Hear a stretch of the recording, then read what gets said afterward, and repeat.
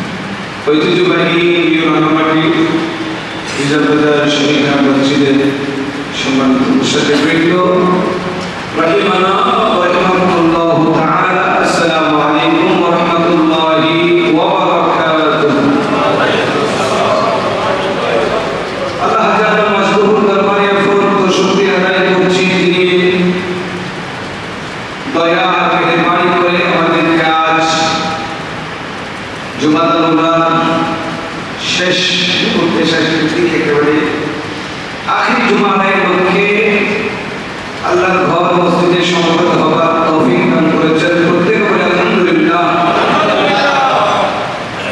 হুজুর করিম রউফুর রহিম সাইয়্যিদ আলম নূরে মুজাসসাম হুজুর আযম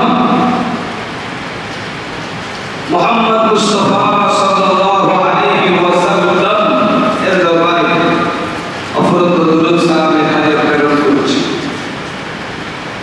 যিনি আমাদেরকে ঈমান দিয়েছেন, সাথে সাথে ঈমান রক্ষা করার জন্য রক্ষা কবচ দিয়েছেন। সুবহানাল্লাহ। ঈমান সবচেয়ে বড় দৌলত, আর সেই দৌলতের হেফাজত করতে হবে আমাদেরকে আমলের মাধ্যমে। আমি গত জুমায় যে আলোচনা করেছি সে আলোচনার ধারাবাহিক বিষয়গুলো আজকের জুমায় ইনশাআল্লাহ তাআলা উপস্থাপন করব। মুমিন মুসলমানের সবচেয়ে বড় শত্রু কারা?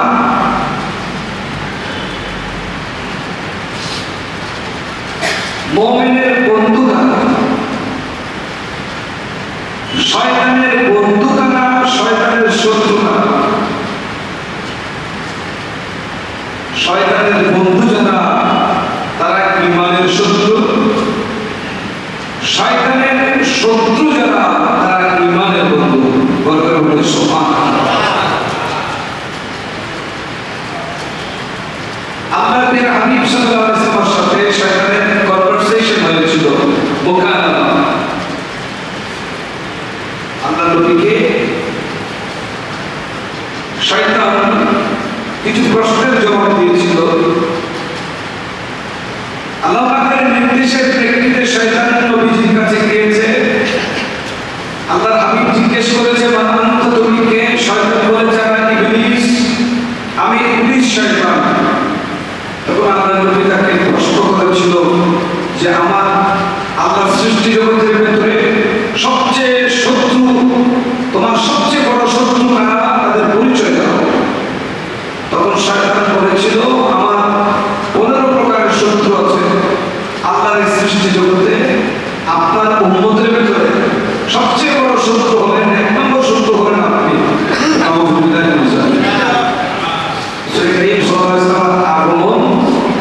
শয়তানের জন্য বড় কষ্টের ছিল। এই জন্য শয়তান কান্নাকাটি করেছে, যখন আপনি ঘুমাইছে এই পাহাড় থেকে এই পাহাড়ে গড়াগড়ি হয়ে কান্না করেছিল, আহাজারি আন্দোলন করেছিল। রাসূল করিম সাল্লাল্লাহু আলাইহি ওয়াসাল্লাম নূর মুবারক যখন হযরত সাইয়েদনা খাদিজা রাদিয়াল্লাহু আনহা পৃষ্ঠদেশ থেকে বাবার রহিমে আগমন করেছিল, শান্ত হয়েছিল, ওই সময় রজবের 1 তারিখ, সেদিনও শয়তান কান্নাকাটি করেছে। প্যারা নবী দুনিয়াতে পানির উপর শরীফ সূরা সাদের সময় যখন তশরীফ আনলেন, গোটা কায়নাত জয়ী মুহূর্তে আনন্দিত। আল্লাহ সৃষ্টি জগতের প্রতিটা সৃষ্টি যখন আনন্দ প্রকাশ করছিল, আনন্দ উল্লাস প্রকাশ করছিল, ওই সময় শয়তান যখন আমাকে ঘুমাইছে, দৌড়াদৌড়ি করে আহাজারের মাধ্যমে কান্নাকাটি করেছে। কারণ হলো আল্লাহ নবী মুহাম্মদ সাল্লাল্লাহু আলাইহি ওয়াসাল্লাম পাঠিয়েছেন 2টা কারণে, বহু কারণ আছে। উল্লেখযোগ্য 2টা কারণ হচ্ছে ইনজার মানে বিধি প্রদর্শন করা, আরেকটা হলো হিদায়াত, মানুষকে সত্যের দিশা দেওয়া, সঠিক পথের দিশা দেওয়া। যেহেতু আল্লাহর হাবিব চূড়ান্তভাবে এই কাজে সফল হয়েছেন, হবেন, এটা শয়তানের জানা ছিল। এই জন্য শয়তানের আগাম আর্তনাদ, আগাম আহাজারি। তো শয়তান মনে করে আল্লাহর হাবিবই তার সবচেয়ে বড় দুশমন। নাউযুবিল্লাহ। তাহলে নবীর দুশমন, নবীকে যে শত্রু মনে করে, তার সাথে কোনো মুমিন মুসলমানের বন্ধুত্ব থাকতে পারে? লম্বা একটা তালিকা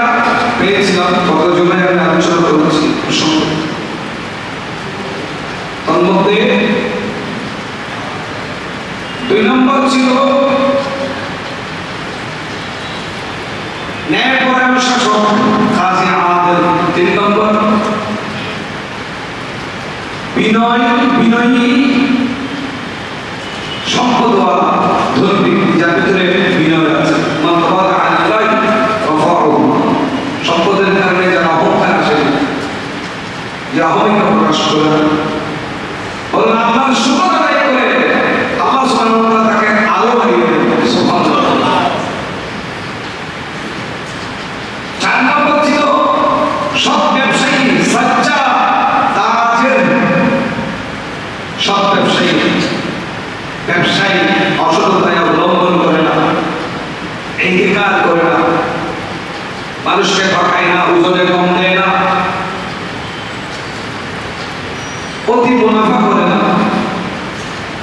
এরকম সৎ ব্যবসায়ী। 5 নম্বর হচ্ছে ওই আলেমে দ্বীন, যে আলেমে দ্বীন বিনয়ের সাথে, খুশুর সাথে, অনুনয় বিনয়ের সাথে নামাজ আদায় করে। বলেন সুবহানাল্লাহ।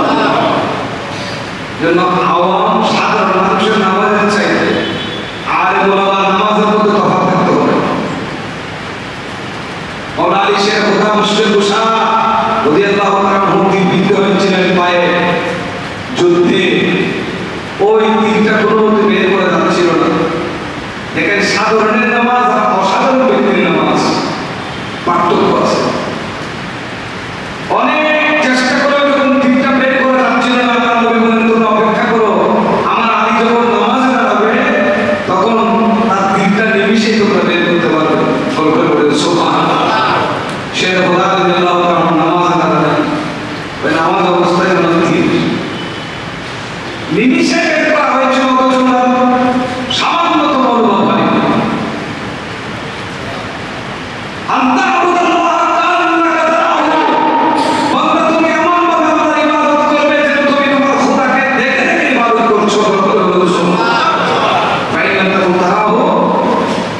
তুমি যদি তাকে দেখতেও না পাও, কারণ আমাদের দৃষ্টিশক্তি দুইটা, একটা হচ্ছে বাহ্যিক দৃষ্টিশক্তি যেটা আমাদের চোখে দেখি, আর একটা হলো বাসারত যেটা আমরা অন্তর্দৃষ্টি দিয়ে দেখি। আমাদের অন্তর্দৃষ্টি দিয়ে আমরা কখন দেখি? ঘুমের মধ্যে দেখি, স্বপ্ন জগতে দেখি, চোখে খোলা থাকে না গবেষণা, তখন আমরা অন্তর্দৃষ্টি দিয়ে দেখি। কোন বরহক বুজুর্গানে দিন সুফি গ্রামের সোহবতে গেলে তখন তার সোহবতের কারণে, তার দয়ার কারণে, দয়ার দৃষ্টির কারণে আমাদের অন্তর্দৃষ্টি করে দেয়। হযরতে দুদিয়ে হিন্দুস্তান আমির হুজুর রহমাতুল্লাহি আলাইহি, উনি ওনার প্রিয় মুর্শিদ হযরতে মাহবুব বিন নিজামুদ্দিন আউলিয়া রহমাতুল্লাহির নির্দেশে হযরতে শাহ ওয়ালি তালাত রহমাতুল্লাহির মজলিসে যেতেন প্রতি বৃহস্পতিবার জুমার রাতে। ওখানে যাওয়ার পর উনি পরিচয় দিলেন, হে শাহ ওয়ালি, আমাকে আমার মুর্শিদ হযরতে মাহবুব বিন নিজামুদ্দিন আউলিয়া রহমাতুল্লাহ পাঠিয়েছেন আপনার এখানে বসার জন্য, আপনার মজলিসে আসার জন্য। বলতেছে তুমি কারে? নিজামুদ্দিন আউলিয়া। উনি চোখ বন্ধ করলেন, চোখ বন্ধ করে তিনি 7 স্তরে 7টা মজলিস দেখলেন, 7 স্তরে 7টা, প্রত্যেকটা মজলিসের সালাত করছিলেন আমার দয়াল নবী। সুবহানাল্লাহ। বলতেছেন তোমার প্রিয় মুর্শিদ আমি কোথাও দেখলাম না। আল্লাহ নবীর সভাপতিত্বে মাহফিল হয় 7 স্তরে 7টা, প্রতি বৃহস্পতিবার রাতে, জুমার রাতে, কোন মজলিসে আমি তোমার প্রিয় মুর্শিদ দেখলাম না। ওনার মনে এটা কষ্ট এসে গেল যে আমি এমন প্রিয় মুর্শিদের কাছে গেলাম যিনি আল্লাহ নবীর মজলিসে ঠাঁই পান না, স্থান পান না। খুব কান্না করলেন। পরের দিন চলে গেলেন, মাহবুব ইলাহির কাছে গিয়ে ঘটনাটা বললেন। মাহবুব ইলাহি তাবাসসুম ফরমালেন, মুচকি হাসলেন, বললেন আমি রাসূল, তুমি কান্না করবে না।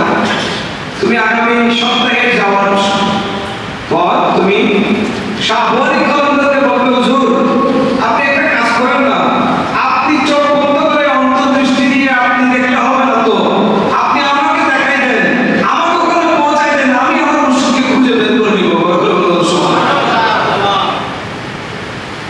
হযরত মাহবুব ইলাহি নিজামুদ্দিন আউলিয়া রহমাতুল্লাহি আলাইহি এটা অনেক শিখিয়ে দিলেন। উনি পরের বার যখন গেলেন বললেন, হুজুর আপনি যে বলছেন আমার মুর্শিদ এই 7 স্তরে 7টা মজলিসে কোথাও নাই, আপনি মেহরবানি করেন একটু আমার একটু ওখানে পৌঁছায় দেন, আমি নিজেই আমার প্রিয় মুর্শিদ মাহবুব আলীকে খুঁজে নেব। তুমি তো ঝামেলায় হয়ে গেলে এক কাজ করো, তুমি চোখ বন্ধ করো, আল্লাহর ওলিরা কাউকে ফেরত দেন না। সুবহানাল্লাহ বলুন। চোখ বন্ধ করলেন, চোখ বন্ধ করে তিনি কলবের জায়গায় ওনার কান হাত দিয়ে তাসলে মোবারক দিয়ে আঘাত করলেন। আঘাত করার সাথে সাথে বাহ্যিক দৃষ্টি শক্তি বন্ধ হয়ে গেল, অন্তর্দৃষ্টি খুলে গেল। সুবহানাল্লাহ। অন্তর্দৃষ্টির কথা বলে না, আমাদের দুইটা দৃষ্টি আছে, আমার আপনার সবার আছে। আমরা বাহ্যিকভাবে যেই চোখে দেখি এটা অস্থায়ী, এটা ফানা হয়ে যেতে পারে, এটা ধ্বংসশীল, কিন্তু আপনার কলবের যে দৃষ্টি, অন্তর্দৃষ্টিতে কখনো ধ্বংস হয় না, ফানা হয় না। উনি কলবে আঘাত করার সাথে সাথে প্রথম আসমান দেখলেন, দ্বিতীয় আসমান দেখলেন, তৃতীয় আসমান দেখলেন, চতুর্থ পঞ্চম সপ্তম পর্যন্ত সব দেখলেন। প্রত্যেকটা মজলিসে আল্লাহর নবীগণ ওলিগণ বসে আছেন, আল্লাহর নবী প্রত্যেক মজলিসের সভাপতিত্ব করছেন। উনি একজন করে ঘুরে দেখলেন। প্রথম স্তর দেখলে সেখানে পেলেন না, দ্বিতীয় আসমানে দেখলেন সেখানেও খুঁজে পেলেন না, তৃতীয় আসমানে গেলেন সেখানেও খুঁজে পেলেন না, চতুর্থ পেলেন না, পঞ্চম পেলেন, ষষ্ঠ কোথাও পেলেন না, সপ্তম আসমান বাকি আছে। উনি আশা ছেড়ে দিলেন, শাহওয়ারি তলবদের কথা তো সঠিক হয়ে যাচ্ছে, আমার নিজের মুশকিল আমি কোথাও পেতে পারছি না। শেষ পর্যন্ত সপ্তম স্তর যেটা সর্বোচ্চ স্তর, সেখানে গেলে সেখানে খুঁজে করলেন, কোথাও পাচ্ছেন না। হঠাৎ করে কে যেন শীতল পরশ ওনাকে স্পর্শ করেন, শীতল পরশে পেছনে ঘুরে দেখলেন আর কেউ নয়, দয়াল নবী রাহমাতুল লিল আলামিন হুজুর আকরাম সাল্লাল্লাহু আলাইহি ওয়াসাল্লাম তাকে স্পর্শ করে বললেন, হে আমির হুজুর, তুমি কাকে খুঁজছো? বলেন, ইয়া রাসূলুল্লাহ, ফিদাকা আবি ওয়া উম্মি, আমার মা বাবা আপনার কদমে কুরবান, আমি আমার মুর্শিদ হযরত মাহবুব ইলাহি নিজামউদ্দিন আউলিয়াকে খুঁজছিলাম, আপনার মজলিসে কোথাও তাকে পাচ্ছিলাম না। তখন বললেন, ওই মজলিসের সভাপতি মাঝখানে যে জায়গায়, সেখানে একটু দেখো, আর একটু সামনে গিয়ে দেখো, একেবারে সম্মুখভাগে যিনি বসে আছেন তার চেহারার দিকে তাকালেন, দেখতে পেলেন মাহবুব সুবহানী, কুতুবে রব্বানী, পীরে আসানি, শাহবাজে রব্বানী, হুজুর শেখ মহিউদ্দিন আব্দুল কাদের জিলানী রাদিয়াল্লাহু তাআলা আনহু। বললেন, আরেকটু পেছনে গিয়ে দেখলো, মাথাটা একটু উঁচু করে যখন দেখলেন, দেখতে পেলেন তার পীর মুর্শিদ যিনি গৌসে পাক শাহী বাগদাদ রাদিয়াল্লাহু তাআলা আনহুর পরপরই বসে আছেন, হযরত মাহবুব ইলাহি নিজামউদ্দিন আউলিয়া রাহমাতুল্লাহি আলাইহি ওয়া রাহমাতুল্লাহ। সুবহানাল্লাহ। অনেক উঁচু দরজা বুঝতে তিনজন মাহবুবের কথা আছে। আর হযরত ইমাম আহলে সুন্নাত মুজাদ্দিদ দ্বীন মিল্লাত ইমাম আহমদ রাজা ফাজিল ইবনে নবী রাদিয়াল্লাহু তাআলা আনহু, উনি তিনজন মাহবুবের কথা বলেছেন। আশরাফি আইয়ু খালক আইনানে হুসনুহু, এটা ঘটনা বড় কিছু হয়ে প্রসঙ্গচ্যুত হয়ে যাবে। তিনজন মাহবুবের ভেতর একজন হলেন হযরত মাহবুব সুবহানী মুস্তাফা আব্দুল কাদের জিলানী, আরেকজন হলেন মাহবুব ইলাহি হযরত খাজা নিজামউদ্দিন আউলিয়া রাহমাতুল্লাহ, আরেকজন হলেন মাহবুব ইয়াজদানি হযরত মখদুম সুলতান সৈয়দ আশরাফ জাহান সিমনানি রাদিয়াল্লাহু তাআলা আনহু। সুবহানাল্লাহ। ওই অন্তর্দৃষ্টি। সাধারণ মানুষের নামাজ আর আলেম ওলামার নামাজের মধ্যে পার্থক্য থাকতে হবে। সাধারণ অসাধারণ, আম এবং খাসের মধ্যে পার্থক্য আছে। তো আল্লাহর নবীর কাছে শয়তান আর অভিব্যক্তি প্রকাশ করলো যে, হে আল্লাহর নবী, আপনার উম্মতের ভেতরে যে সমস্ত আলেম ওলামা খুশু বিনয়ের সাথে অনুনয়ের সাথে নামাজ আদায় করে, তারা আমার সবচেয়ে বড় শত্রু। কারণ তাদের নামাজের কারণে আমার শয়তানি শক্তি কমে যায়, শয়তানি শক্তি নাশ হয়ে যায়। এই জন্য নামাজ এমন ভাবে পড়তে হবে যাতে শয়তান আপনার আশেপাশে আসতে না পারে। সুবহানাল্লাহ ওয়া বিহামদিহি। মোহতারাম হাজরিন, এরপরে আমি বলেছিলাম সাহেবে ইখলাস ঈমানদার, তার ভিতরে ইখলাস আছে, বিশ্বাস আছে, একনিষ্ঠতার সাথে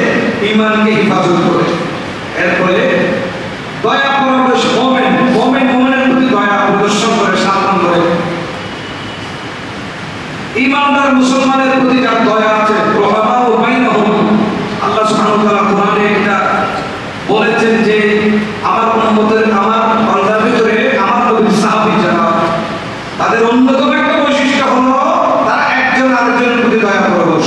সুবহানাল্লাহ। ওই যে মুহাজির সাহাবীরা যখন মদিনায় পাক হিজরত করে গিয়েছিলেন, তখন আনসার সাহাবীরা তাদের জায়গা সম্পদ মুহাজির সাহাবীদের জন্য দিয়ে দিয়েছিলেন। এমনকি যাদের কাছে স্ত্রী কয়েকটা ছিল, তারা এই স্ত্রীকে তালাক দিয়ে ওই আনসার মুহাজির সাহাবীদের সাথে শাদী দিয়েছে, কারণ ওখানে তো মুসলমান মুমিন পাওয়া যাচ্ছিল না, ইহুদি বেশি। এই কারণে এতটুকু পর্যন্ত স্যাক্রিফাইস করা হয়েছে। এটা হচ্ছে রহমাউ বাইনাহুম, পরস্পরের মধ্যে মায়া মহব্বত। আজকের সমাজ, আজকের যে সোসাইটি এবং আমাদের সমাজের যে হাল বেহাল দশা, এর পেছনে অন্যতম কারণ হলো আমরা এখন কেউ কারো জন্য হতে চাই না, কেউ কারো প্রতি সহানুভূতি প্রকাশ করতে চায় না। আমাদের ভিতরে স্বার্থপরতা বলে একটা মারাত্মক এবং ভয়াবহ একটা বৈশিষ্ট্য চলে এসেছে, চরিত্র এসে গেছে। এই কারণে আমাদের দূরত্ব বাড়ছে, আত্মীয়তার সম্পর্কে দেখা যাচ্ছে দূরত্ব বেড়ে গেছে, আমাদের মায়া মহব্বত কমে যাচ্ছে। আল্লাহ সুবহানাহু ওয়া তাআলা এটা পছন্দ করেছেন যে মুমিন মুমিনের প্রতি দয়া করবে, মুমিন মুমিনকে আহ্বান করলে সাড়া দেবে। মুমিনের 6টা চরিত্রতা আছে। মুমিন মারা গেলে তার জানাজায় হাজির হবে, মুমিন সালাম দিলে তার সালামের জবাব দিবে, মুমিন তাকে কোথাও আহ্বান করলে তার আহ্বানে সাড়া দেবে, মুমিন অসুস্থ হলে তাকে দেখতে যাবে। এগুলো আল্লাহ নবী পছন্দ করেছেন, নবীজি এই আদর্শগুলো, এই চরিত্রগুলো সমাজে বাস্তবায়ন করেছেন। 8 নম্বর বলেছিলাম হারাম থেকে বেঁচে থাকা ব্যক্তি, হারাম রিজিক, হারাম খুনি থেকে, এটা শয়তানের শত্রু। 9 নম্বর হলো, 9 নম্বরের 10 নম্বর হলো সবসময় পুরো পবিত্র থাকা ব্যক্তি, পাক সাফ থাকা, বাহ্যিকভাবে অভ্যন্তরীণভাবে। এরপরে 11 নম্বর হলো নিজের সম্পদ থেকেও অধিক হারে সদকা করতে ওয়ালা ব্যক্তি। তার দৃষ্টান্ত আহলে বাইতের হাল, তার দৃষ্টান্ত আহলে বাইতের হাল। 3টা রোজা রেখেছেন, খাওয়া ইফতার করার মতো কিছু নাই, সাহেব তো খান নাই। ইফতার করার মুহূর্তে একদিন ইয়তীম আসলো, একদিন কয়েদি আসলো, আর একদিন মিসকিন আসলো।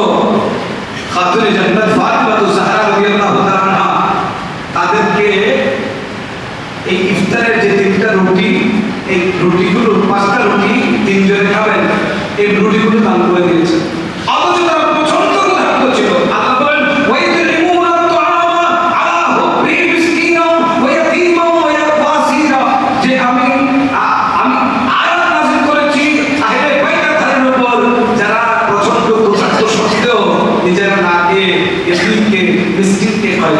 তো আমরা সেই ধরনের মুমিন নই, আমাদের দ্বারা সম্ভব না। আহলে বাইতের ধারের দ্বারা সম্ভব হয়েছে, সাহাবায়ে কেরামের পক্ষে সম্ভব হয়েছে, কারণ তাদের ঈমানের দরজা সবার উপরে।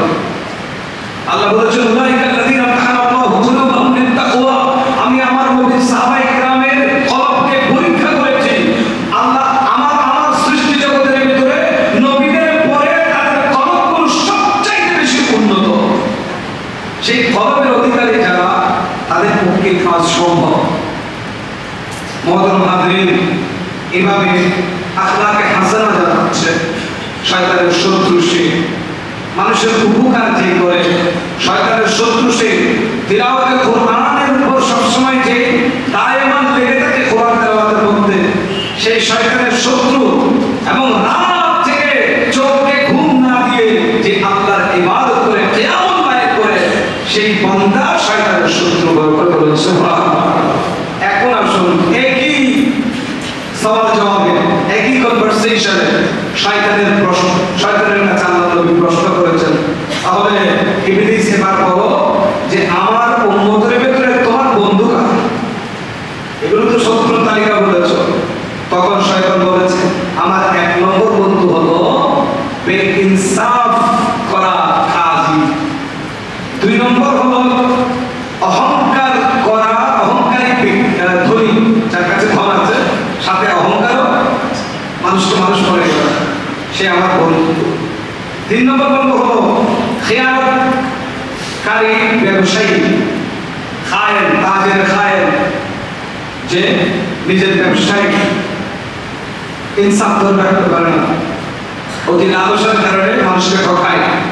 4 নম্বর হলো শরাবী, যে দায়মান শরাব খায়, মদ খায়। 5 নম্বর হলো চুগলখোর ব্যক্তি, এর কথা এর বলে এর কথা সবসময় কাজে লাগে। 6 নম্বর হলো রিয়াকার, নামাজ পড়লো মানুষকে দেখানোর উদ্দেশ্য, রোজা রাখলেও দেখানোর উদ্দেশ্য, হজ করলেও দেখানোর, মানুষকে দেখিয়ে সেই মানুষের কাছ থেকে ভাবা পেতে চায়, নিজেকে বড় বুজুর্গ প্রমাণ করতে চায়, যাই করে মানুষকে লৌকিকতার উদ্দেশ্য করে এই ব্যক্তি, এই জাতীয় ব্যক্তি। এরপরে ইয়েতিমের সম্পদ হরণ করা, বক্ষণ করা, ইয়েতিমের সম্পদ রক্ষণাবেক্ষণের দায়িত্ব পেয়েছে, সুযোগ পেয়ে সেই ইয়েতিমের সম্পদগুলো নিজে আত্মসাৎ করে নিয়েছে। এই ব্যক্তিগুলো আমার বন্ধু। শয়তান বলছে রে হে আল্লাহর নবী, আমার বন্ধু। 8 নম্বর হলো নামাজের ক্ষেত্রে অলসতা প্রকাশকারী ব্যক্তি, সেও আমার বন্ধু। 9 নম্বর হলো যাকাত অনাদায়ী ব্যক্তি, যে যাকাত ফাঁকি দেয়, সে আমার বন্ধু। 10 নম্বর হলো দুনিয়ার খায়েশের মধ্যে লম্বা জীবন যে কাটাতে চায়, দুনিয়ার আরামায়েশের মধ্যে লম্বা সময় যে কাটাতে চায়, সেই ব্যক্তি আমার বন্ধু। এইভাবে শয়তান তার শত্রু এবং বন্ধুর তালিকা প্রকাশ করেছে। আল্লাহ সুবহানাহু ওয়া তাআলা কোরআনে কারীমে আমাদেরকে শয়তান সম্পর্কে বিস্তারিত আলোচনা করেছেন। শয়তান ছাড়াও আমাদের শত্রু আছে। সুফিয়া ইকরাম এসব ব্যাখ্যা দিয়েছেন যে মানুষের শত্রু 4 প্রকার। হযরত আবুল লাইস সুফি রাহমাতুল্লাহি আলাইহি উনি বলছেন মানুষের শত্রু 4 প্রকার। তার মধ্যে প্রত্যেকের সাথে জিহাদ করতে হবে, যদি ঈমান ঠিক রাখতে হয়, আমল ঠিক রাখতে হয়, এছাড়া কোনো উপায় নেই। আল্লাহর প্রিয় হাবিব একদিন জিহাদ থেকে ফিরছিলেন, যুদ্ধ থেকে ফিরছিলেন। যুদ্ধ থেকে ফেরার সময় আমার নবী বললেন, আমরা ছোট জিহাদ থেকে এখন বড় জিহাদের দিকে ফিরে যাচ্ছি। আমরা এতদিন পর্যন্ত যুদ্ধ করেছি কাফেরের সাথে, তরবারি দিয়ে, বর্শা দিয়ে, তীর দিয়ে, ধনুক দিয়ে আমরা কাফেরের সাথে যুদ্ধ করেছি। এখন আমরা সেই যুদ্ধ থেকে ফিরে কোথায় যাচ্ছি? এটা ছিল ছোট যুদ্ধ, এখন আমরা যেখানে যাচ্ছি এটা হচ্ছে বড় যুদ্ধ তথা জিহাদে আকবার। আল্লাহর হাবিব জিহাদে আকবার দ্বারা ইশারা করেছেন, ইঙ্গিত করেছেন। আমার নবী বলেন, তরবারি দিয়ে যুদ্ধ করার চাইতে নিজের নফসের সাথে, নফসে আম্মারার সাথে যুদ্ধ করা, এটা আরো বেশি শক্তিশালী যুদ্ধ। ওটা ছোট যুদ্ধ, এটা বড় যুদ্ধ। আল্লাহর হাবিবের এই কথা থেকে সুফিয়া ইকরাম স্তর ভাগ করেছেন। তাদের মধ্যে মুমিনের শত্রু 4 প্রকার, 4 ধরনের। 1 নম্বর হলো মুমিন মুসলমানের সবচাইতে বড় শত্রু হলো এই পার্থিব জগৎ, এই দুনিয়া। কারণ মুমিনকে আল্লাহ এই দুনিয়ায় আল্লাহর ইবাদত প্রতিষ্ঠা করার জন্য, ইনসাফ প্রতিষ্ঠা করার জন্য, মানবতাবোধ প্রতিষ্ঠা করার জন্য, শৃঙ্খলা প্রতিষ্ঠা করার জন্য, আল্লাহ এবং রাসূলের আনুগত্য প্রতিষ্ঠা করার জন্য, আল্লাহ এবং রাসূলের মহব্বত প্রতিষ্ঠা করার জন্য, পৃথিবীব্যাপী মানুষের মাঝে শান্তি শৃঙ্খলা প্রতিষ্ঠা করার জন্য পাঠিয়েছেন। কিন্তু মানুষ যখন এই দুনিয়ার লোভে পড়ে, লালসায় পড়ে, দুনিয়া কামাই করার মধ্যে লিপ্ত হয়ে যায়, তখন সেই দুনিয়া মানুষের শত্রুতে পরিণত হয়। এই কারণে সুফিয়া ইকরামের দৃষ্টিতে সবচেয়ে বড় শত্রু হলো দুনিয়া। অর্থাৎ এই দুনিয়া আমাদের জন্য আল্লাহর নৈকট্য প্রাপ্ত হওয়ার ক্ষেত্রে বড় প্রতিবন্ধকতার সৃষ্টি করে। তাই আমার আল্লাহ কোরআন কারীমে ইরশাদ করেছেন, বিসমিল্লাহির রহমানির রহিম।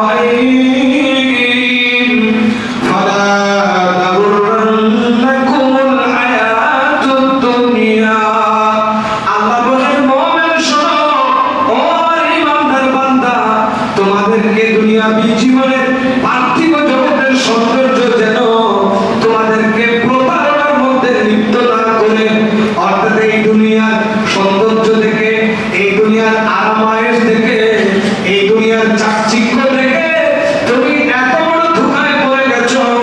ফজর যায় খবর নাই, যোহরের সময় চলে যায় নামাজ নাই, আসর মাগরিব এশা তাহাজ্জুদ তো দূরের কথা, কোনো ইবাদতে তোমার কোনো আকর্ষণ নাই। মানুষের মাঝে বেইনসাফি হচ্ছে, তুমি ইনসাফের পক্ষে একটা শব্দ বলছো না। মানুষের ঈমান আকীদা বিনষ্ট হচ্ছে, তুমি ঈমান আকীদার পক্ষে একটা শব্দ বলছো না। একটা পরিকল্পনা পদক্ষেপ তুমি গ্রহণ করছো না। চতুর্দিকে জুলুম, অত্যাচার, নির্যাতন, নিপীড়ন চলছে। মুমিন তুমি নিজেকে মুমিন দাবি করো, মুসলমান দাবি করো, অথচ জুলুমের বিরুদ্ধে তুমি কোনো কথা বলো না। তোমার সামনে মানুষ খুন হচ্ছে, তুমি বাধা দিচ্ছ না। তোমার সামনে অন্যের উপর অত্যাচার হচ্ছে, তুমি নীরবে সহ্য করে দেখে আছো। এই সব কিছু তোমার জন্য ধোঁকা, প্রতারণা। কারণ তোমার দুনিয়ার প্রতি লোভ আছে, দুনিয়ার প্রতি আকর্ষণ আছে, এই জগতে তোমার দীর্ঘ সময় বেঁচে থাকার ইচ্ছা আছে। এই কারণে আমার আল্লাহ সতর্ক করে দিয়েছেন। আল্লাহ বলেন, দুনিয়া বানিয়েছি আমি, দুনিয়াতে তোমাদেরকে পাঠিয়েছিও আমি, বানালামও আমি, পাঠালামও আমি, আবার এইও ঘোষণা দিলাম আমি, খবরদার দুনিয়া যেন তোমাদেরকে ধোঁকার মধ্যে ফেলে না দে। উচ্চ আওয়াজে বলি সুবহানাল্লাহ। তার মানে আমার আল্লাহ এই পার্থিব জগৎটাকে আমাদের পরীক্ষার হল হিসেবে, পরীক্ষার স্থান হিসেবে পাঠিয়েছেন। পরীক্ষায় যেভাবে আপনি প্রশ্নের বাইরে একটা শব্দ লিখতে পারবেন না, একটা লাইনও লিখতে পারবেন না, একটা আনসার করতে পারবেন না, অনুরূপ এই দুনিয়াতে আল্লাহর সিলেবাস, আল্লাহর নবীর নিসাবের বাইরে একটা কথা বলা যাবে না। কাউকে কষ্ট দেওয়া তো দূরের কথা, জুলুম করা দূরের কথা, অন্যের হক নষ্ট করা দূরের কথা, একটা নিঃশ্বাসও আপনি কারো সম্মানের বিরুদ্ধে, কারো ইজ্জত আবরুর বিরুদ্ধে আপনি ফেলতে পারবেন। এটা অন্যের হক নষ্ট করা হয়। মহতরম হাজিরিন, ২ নম্বর শত্রু দ্বারা সুফি কেরামের দৃষ্টিতে ২ নম্বর শত্রু হলো নফসে ইনসানি। মানুষের নফস যেটা, এটা বড় অবাধ্য, এটা কন্ট্রোল করা মানুষের জন্য বড় কঠিন। আল্লাহর হাবিব একদিন ইরশাদ করেছেন, সাইয়েদনা আব্দুল্লাহ ইবনে আব্বাস রাদিয়াল্লাহু তাআলা আনহুমা থেকে riwayat, আল্লাহ নবী বলেছেন, ইন্না আ'দা আদুফিকা, এ আমার উম্মত শোনো শোনো, তোমাদের সবচেয়ে বড় শত্রু কে জানো? নফসাকা, তোমার নফস, তোমার মন। তোমার নফসটা খুব দৌড়াদৌড়ি করে, অবাধ্যতা দেখায়। আল্লাযী বাইনা জামবাই, এখন নফসটা কোথায়? আল্লাহ নবী এখানে বলেছেন যে তোমার 2 রানের মাঝখানে। এটা একটা প্রতীকী উদাহরণ আছে। 2 রানের মাঝখানে আমাদের লজ্জাস্থান। এটা মানুষকে বিভ্রান্তিতে ফেলে, এটা মানুষকে গোমরাহিতে পতিত করে। অন্য হাদিসে ইরশাদ করেছেন, মাইয়াজমাল্লি মা বাইনা লিহিয়াইহি ওয়া মা বাইনা রিজলাইহি আসমারুল জান্নাত। শোনো উম্মত, 2টা জিনিস আমাকে জামানত দেবে। আমি তোমার কোনো কিছু চাই না, তোমার দেহের 2টা জিনিস আমার কাছে জামানত দেবে। তার মানে আমার কথা মোতাবেক ওই 2টা জিনিসকে তুমি হেফাজত করবে। একটা হলো তোমার 2 জোয়ানের মধ্যবর্তী স্থান, তথা জবান, মুখ। আরেকটা হলো তোমার 2 রানের মধ্যবর্তী স্থান, তথা লজ্জাস্থান। এই 2টা জিনিস আমার কাছে জামানত দেবে। আমি নবী ওয়াদা করলাম, আসমানুল জান্নাত, তোমাদের জন্য আমি জান্নাতের জমিনদার হব। আমি নবী নিজেই তোমাদেরকে জান্নাতে প্রবেশ করাবো। বড় করে বলুন সুবহানাল্লাহ। 2টা জিনিস, জবানটা হেফাজত করা, যেটা সেটা না বলা, আর লজ্জাস্থানকে অন্যায়ভাবে ব্যবহার না করা। এই হাদিসে আল্লাহ নবী বলেছেন যে তোমাদের সবচেয়ে বড় শত্রু তোমাদের নফস। আর নফস কি? আল্লাযী বাইনা জামবাইকা, তোমাদের 2 রানের মধ্যবর্তী স্থানটা। তার মানে নফসে ইনসানি যেটা, ওটা আমাদের শাহাওয়াত, আমাদের যৌন যে আকাঙ্ক্ষা, সেখান থেকে সাপ্লাই হয়। এবং আরেকটা হলো আমাদের পেট,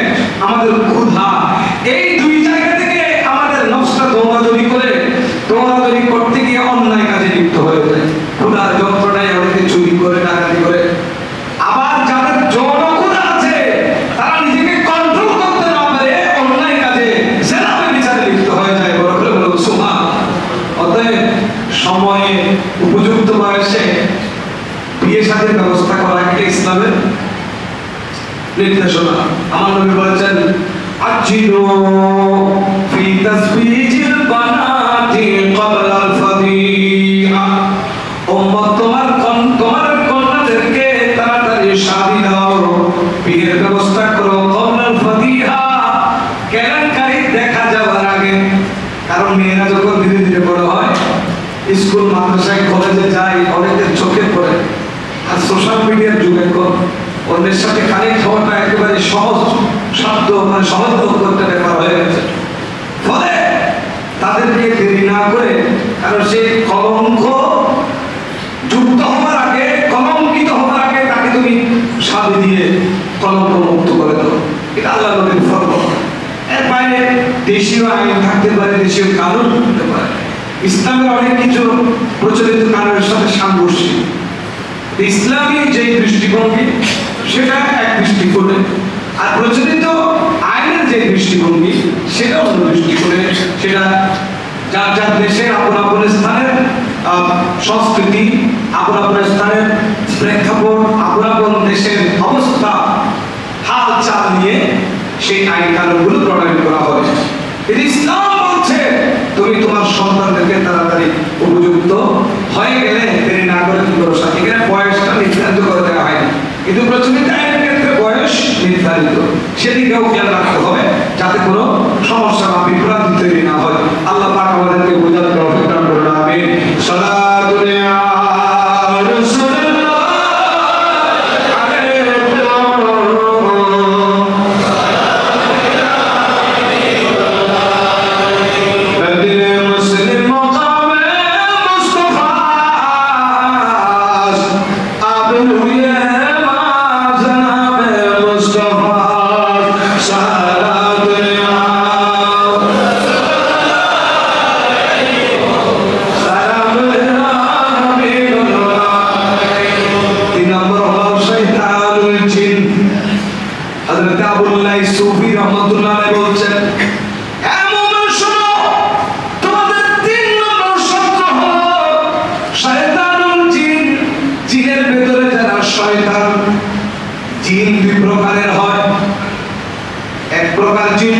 যারা খুবই অবাধ্য, বেঈমান, কাফের, মুশরিক।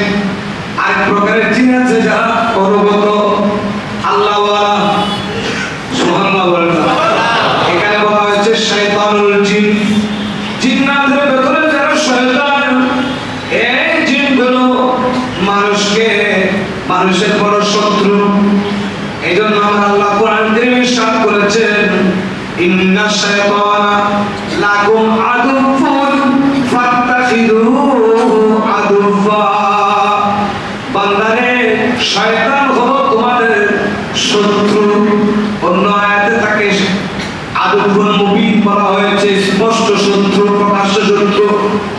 অতএব শয়তানকে তুমি বন্ধু মনে করার সুযোগ নাই।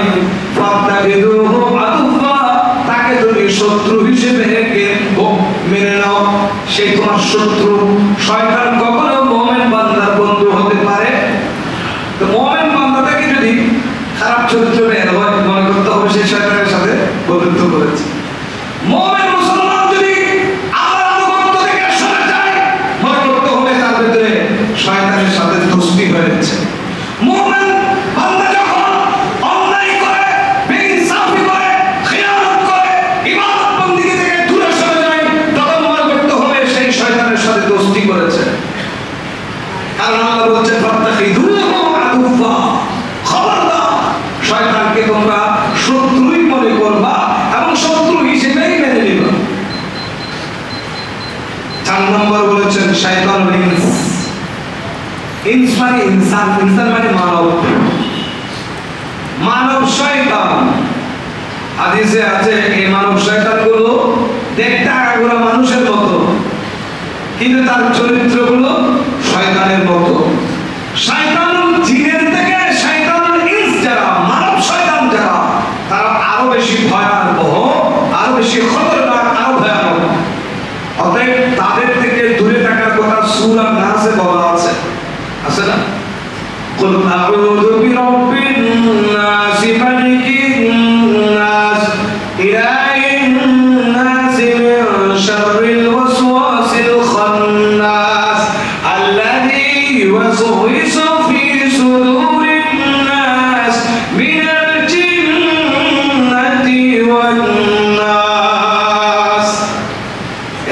জিন্নাতি, জিন শয়তান থেকে, ওয়ান নাস, মানব শয়তান থেকে পানা চেয়েছেন, আল্লাহর কাছে আশ্রয় কামনা করেছেন।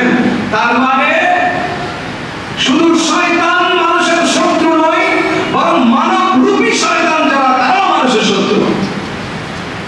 এই চার প্রকার শত্রু থেকে বেঁচে থাকার কথা বলা হয়েছে, কারণ এই চার প্রকার শত্রুগুলো মুমিন মুসলমানের জীবনকে ধ্বংস করে দেয়, আল্লাহর সন্তুষ্টি পাওয়া থেকে, রেজামতে হাজির থেকে তাকে দূরে সরিয়ে দেয়।